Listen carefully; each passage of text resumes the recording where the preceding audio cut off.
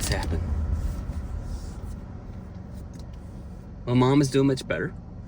She has been moved to a rehab facility, which is very exciting because now they'll be doing occupational therapy and physical therapy with her, and that'll strengthen her back up because she did rehab last year, and they helped strengthen her back up, and she was doing really well until my dad's accident. So spoiler alert, in case you missed it, my dad had a major accident in November of last year, and I think that's October, November, I've lost track of time. And then in the end, he succumbed to illnesses that were complications from his recovery and passed away in February. So my mom has been on her own and depressed and sitting in her recliner watching a lot of TV. So she stopped moving, and so her arthritis kicked in, and of course when arthritis kicks in, you don't want to move, which is the opposite of what works for helping you get through arthritis. So you got to stay limber. You got to keep moving. And these are all lessons that, sorry, that car was speeding. Anyway, these are all lessons that I need to learn and take to heart before I succumb to my stupidities, like eating bad and not working out. So, yeah, if you want to know what happens if you don't do the things you should do, you look to your parents and see what they did. Now, my dad was big on exercise, and he ate right, and he believed conspiracy theories. But, other than that, he did really well. And he lived to 85 years old.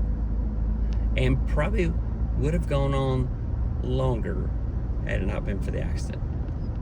So, yeah.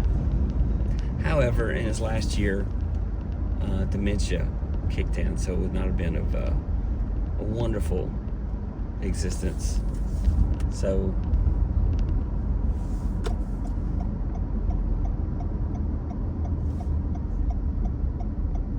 yeah. Anyway, that's how it goes. All that to say,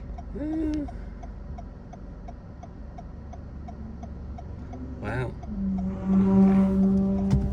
That's gonna be fun. So anyway, I've taken a shower. It's not even Saturday night. I brushed my teeth. It's not even Thursday. Oh wait, it is Thursday. Oh, I always brush my teeth on Thursday. No. So anyway, tonight is the improv show that I'm going to be a part of. Dang it, left my checklist. That's okay. Cheat sheet. I took the notes from the improv class, plugged them into ChatGPT, and said, hey,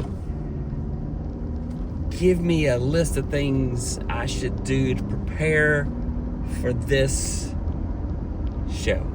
And it gave me really great advice, basically boiling down what I'd done. And it said, hey, here's some things you probably might want to watch to get, into a improv kind of mood. And I haven't had time, so I didn't get to watch any of that. I don't know why my inkling is to watch a Marx Brothers movie, and I don't know if Marx Brothers is really improv, but man, Groucho Marx, those one-liners, but that is not the kind of comedy that I'm going for. I am going for verbally collaborative comedy. And really, it's all about taking comedy seriously. Seriously. Yes. Comedy is hard. It is. It's really shocking how hard comedy is. And I'm listening to a book on how to be funny. And, it talks about the different types of comics that we are innately. Some of us are stand-up, where we say harsh truths and in a funny way and people laugh. Then there's a sniper who says harsh things with sarcasm and snark. And then, well, there was another one that starts with M, and I can't remember what it was, but it was basically, you're a nice person and you encourage people with humor, you know? And it said, hey, you know, while we might have one of those styles that we fall into more often than others, we are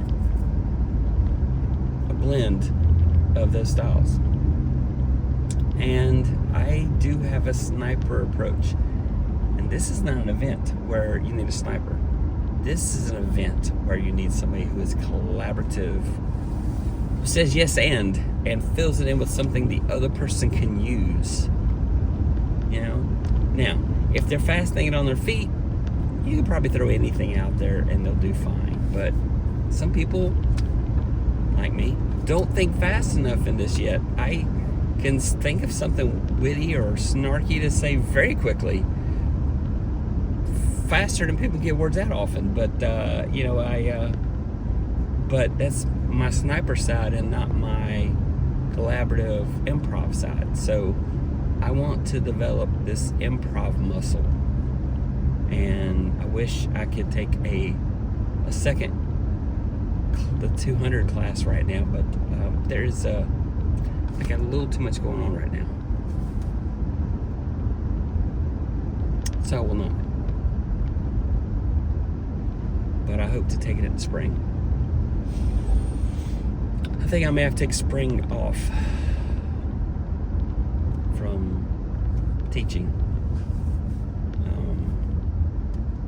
I've been asked to go on 2 different mission trips, and I can't afford to miss that much time from school.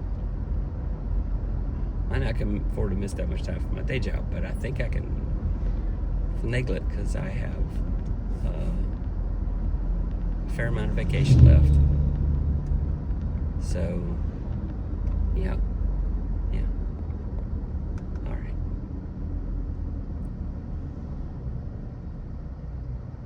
All right, well, I'm on the way to the improv show.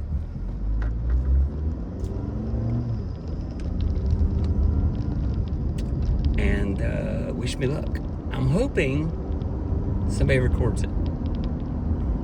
I wouldn't be able to release it on my channel because I'd have to have release forms from 13 people.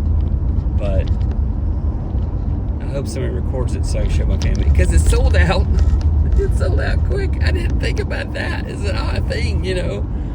I thought only people that are friends of the people that are in the show would buy tickets and want to go, and it's sold out. So, crap. So none of my family, and unless somebody's sneaking in and didn't tell me, none of my friends are going to be there. So, dang. And yay at the same time. Yay, I get to embarrass myself and not worry about what any of my friends and family think. But I would like to show them after the fact if it turns out well. So, anyway, I'm rambling. You have a wonderful day. I hope you had a wonderful day already. I know it's here it is in the evening. My show's at 7:30. I gotta be there for a curtain call at 6:30. So, off to the races I go. Wish me luck.